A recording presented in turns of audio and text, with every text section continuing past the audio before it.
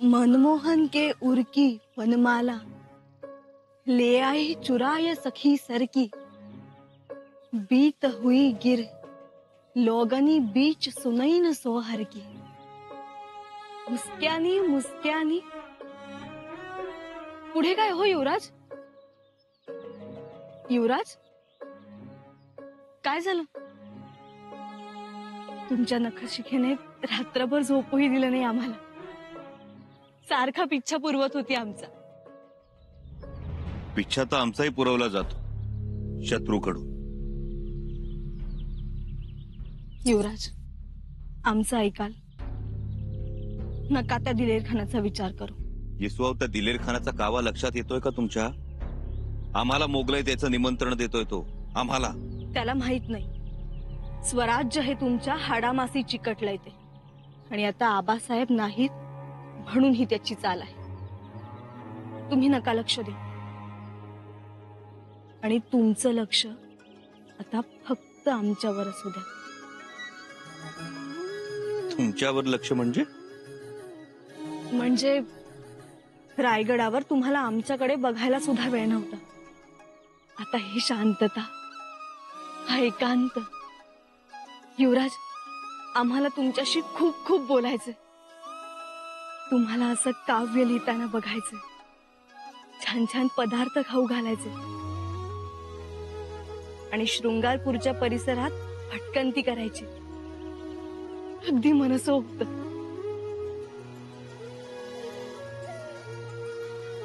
मग ठरलं तर आता राजकारणाला विश्रांती आणि समशेरीला सुद्धा।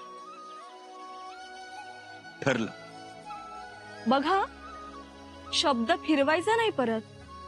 नाही फिरवणार शब्द। आता राजकारणाला विश्रांती आणि समशेरीला सुद्धा विश्रांतीच।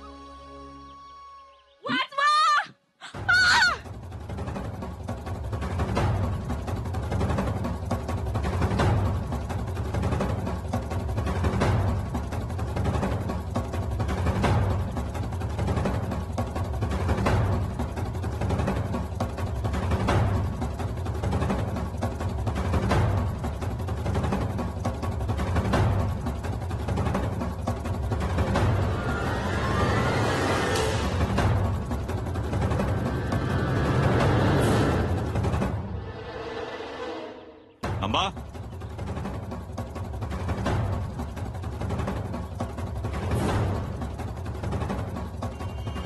कोण आहात तुम्ही? जी सरकार, व्यापारी आहे मी, माल विकायला आलोय। कसला माल? धान्य आहे सरकार, ज्वारी, नागली गुळ।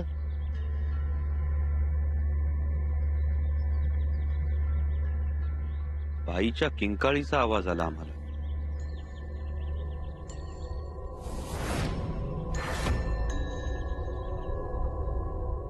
नाही सरकार। नक्की? नक्की सरकार।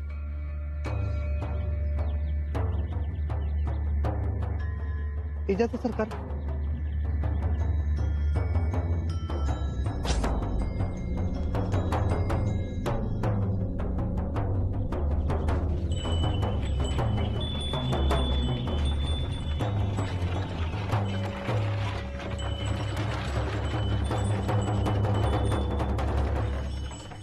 आवाज आल्यासारखा वाटला आम्हाला। नाही हो, तुम्हाला भास झाला असेल। असेल कदाचित। युवराज या लोकांनी तुम्हाला मुजरा नाही केला, काहीतरी गडबड आहे।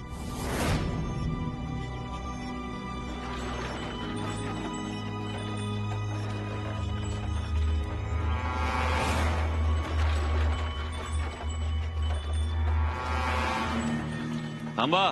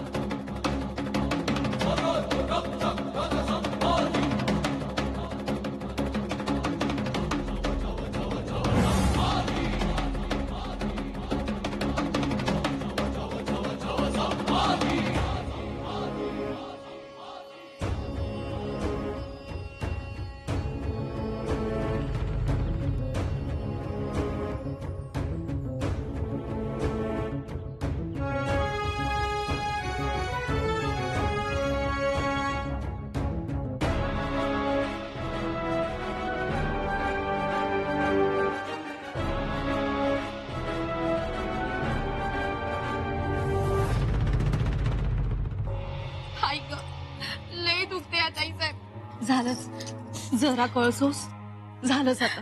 अहो, कुठे कुठे औषध लावणार आहे सा? आमचं आयुष्यच खर्चटलंय. असं म्हणायचं नाही. संकट टळलंय ना तुझ्यावरचं आता. आज वाचले, उद्याचं काय? माझ्या 5वीलाच पुजले हे सगळं. रडू नकोस आता.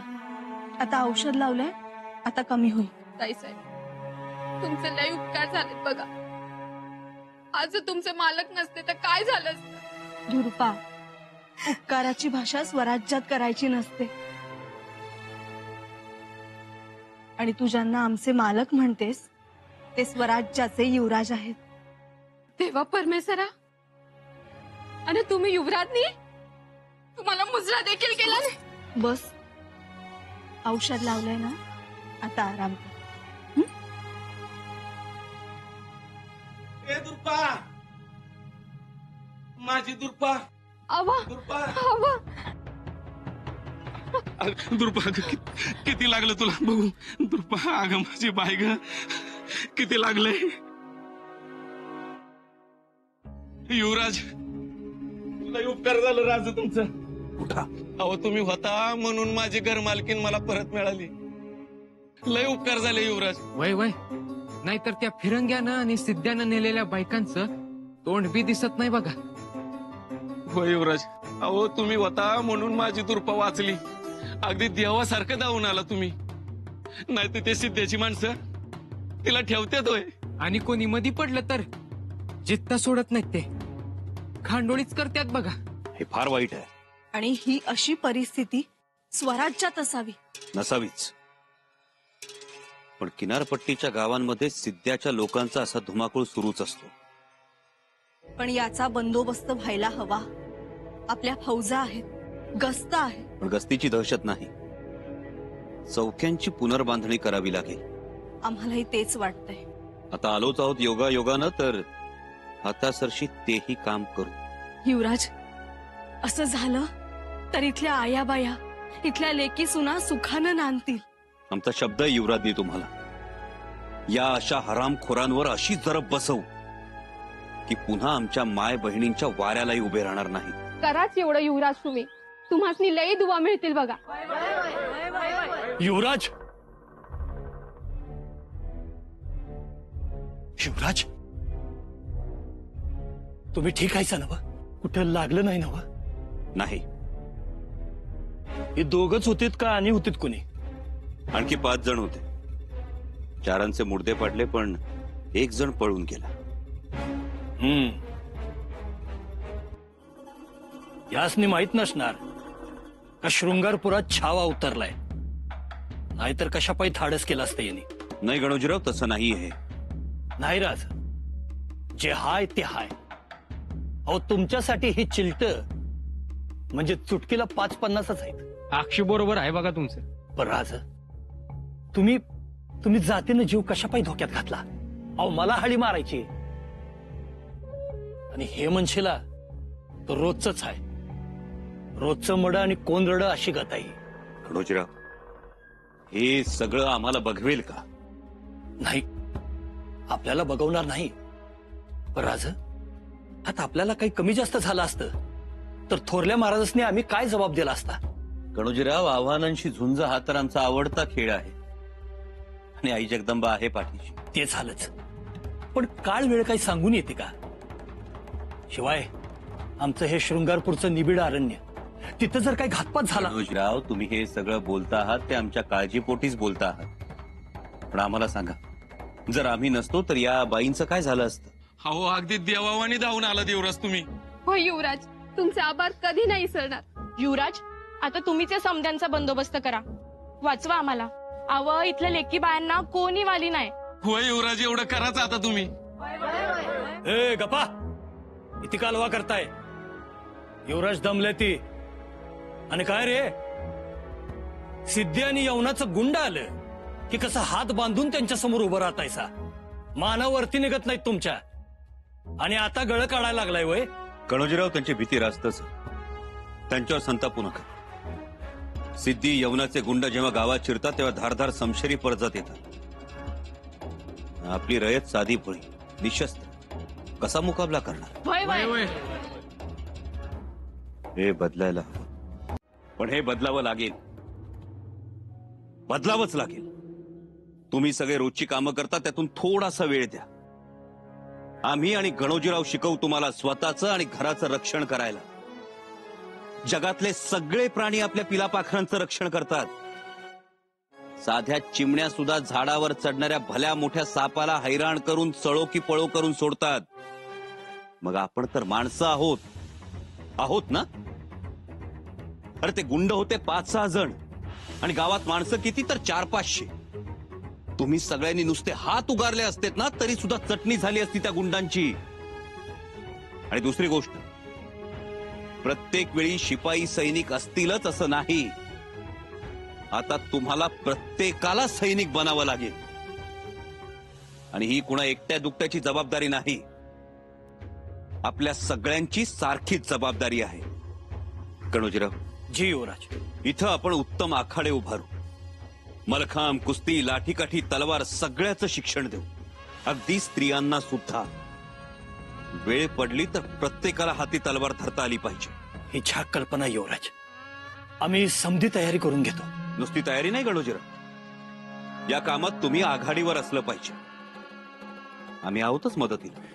जशी आपली आज्ञा युवराज. युवराज, या चिलटांचं काय करायचं? भीतीनं कशी पागळा लागल्यात बघा की. माफी दे दो हुजूर, माफी दे दो. हे गपे, आपण सांगावं युवराज. यांची मस्तक छाटून सिद्ध्याला नजराणा म्हणून पाठवा. सरकार, कळू दे तुमच्या सिद्ध्याला, स्वराज्यातल्या लेकी बाळींकडे वाकड्या नजरेनं पाहिल ते मस्तक धडावर राहणार नाही.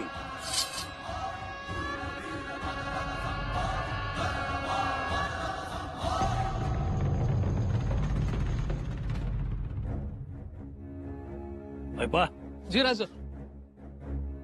आता समधी तयारी जय्यत करायला लागणार बघ. युवराजांचं फरमान ऐकलंच ना? पण ते फरमान काढणार आणि तुम्ही काय राजा नुसतं गडी माणसासारखं राबणार? आता गडी माणसाचा काय संबंध इथं? अरे युवराज काहीतरी नवं करू बघतात, तर आपण त्यासनी साथ द्यायला पाहिजे का नको? एवढी वर्ष आम्ही शृंगारपुरात आहोत, पण आमच्या टकुऱ्यात सुचलं का ईशानपण? राज सुचलं असतं पर हे बघ, जे हाय ते हाय, जे नाही ते नाही. लई अक्कल पाजळू नकोस. जेवढं सांगितलंय तेवढं कर. एकदा आखाडा सुरू झाला की समधी अवस्था कशी चोकवायला पाहिजे. बरोबर आहे की तुमचं. पण राज, युवराजांचं काय चाललंय काय कळत नाही बघा. जी काय चाललंय ते काय ठीक दिसत नाही. म्हणजे राज, अहो जी झिजणार तुम्ही आणि लक्कन चकाकणार ती बरं दिसतंय का? हे हिंगण मिट्ट्या, युवराज मूळचं सोनं आहेत. स्वराज्याचे युवराज आहेत ते. आम्हाला त्यांची सरी येईल का? आम्ही सेवक स्वराज्याचे. आणि वैरे, हे असल्या आखाडीवरून युवराजांचा लौकिक वाढणार म्हणतोस? त्यांचा लौकिक त्यांच्या जन्मापासून आहे. पर तरी बी आणू का एक थोतरीत? नाही. झालं? हा, हळू हळू हळू हळू. आता काय झालंय काय? घरात त्या युवराजांनी सिद्धीच्या माणसांना पळवून लावलंय. असं चांगला चोप दिलाय त्यांना. बर. आणि तुला माहितीये, युवराज आता गावातल्या लोकांसाठी आखाडा उभारणार आहे. तालमीचा. घरात त्या युवराजांचा आता सराव सुरू होईल. आम्ही खूप आनंदात आहोत ग. युवराज आता पहिल्यासारखे वागायला लागले. वय अहो, म्हणून तर मी आज पुरणपोळीचा बेत केलाय. म्हणजे तुला माहित होतं हे सगळं, आणि तरीही तू आमच्याकडून नव्याने ऐकत राहिलीस? जा, आम्हाला बोलायचंच नाही तुझ्याशी. अहो सुनबाई, अहो वाऱ्याचा वेग असतो का नाही, त्याच्यापेक्षा जास्त वेगाने युवराजांच्या पराक्रमाची बातमी पसरते. आता पाव तर बातमी रायगडावर बी गेली असेल बघा. सुनबाई, काय झालं व?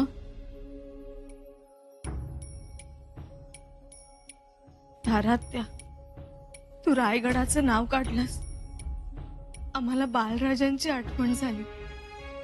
दादासाहेबांनी काहीही पराक्रम केला तरी बाळराजे साखऱ्या वाटायचे. दोघांचा बी एकमेकांवर लई जीव बघा. कसे असतील ग आमचे बाळराजे? खूप आठवण काढत असतील ना युवराजांची? तर वो तुम्ही समध्यांची आठवण काढताय ना व? आता डोळ्यात पाणी आणू नका सर.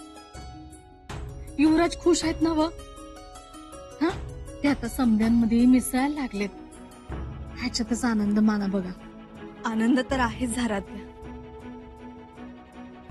युवराजांनी जसं एका स्त्रीवर होणारा अन्याय थांबवला, तिचा आदर करून तिला मानानं परत पाठवलं, तसाच धारात्यात तसाच स्वराज्यातल्या प्रत्येक माणसानं स्त्रीचा आदर केला पाहिजे. एखाद्या स्त्रीवर जर अन्याय होत असेल तर तो युवराजांना सहन होत नाही. ते प्रत्येक स्त्रीला माते समान, बहिणी समान मानतात. अहो आऊसाहेबांचीच शिकवण ही. अव शंभूराज लहान होतं ना, तेव्हा बी अडचणीत सापडलेल्या एका बाईला त्यांनी असंच वाचवलं होतं. धारात्या आमच्या कोकणात म्हणतात, बाई जर अंगण सारवत असेल आणि तिला जर एखाद्या यवनाने पाहिलं तर म्हणायचं, आज सारवा उद्या तारवा. म्हणजे व म्हणजे आज इथे सारवताय पण उद्या नसाल. जहाजात घालून कुठे जाल याचा काही पत्ता लागायचा नाही. आपले युवराज मात्र कायम रयतेचं रक्षण करतात. अगं आज आम्ही स्वतःच्या डोळ्यांनी पाहिलं, 4-5 सिद्ध्यांना ते अगदी पुरून उरले. हवं शंभूराज म्हणजे अक्षी महाराजांसारखंच बघा. महाराज कसं मायबाप होऊन रायतीचं रक्षण करतात तसं. आणि हे करते पण का नाही, रक्तातच असावं लागतंय. आणि जे रक्तात असतं ते उसळून येतच बघा. माझं शंभूराज हायतच तसं.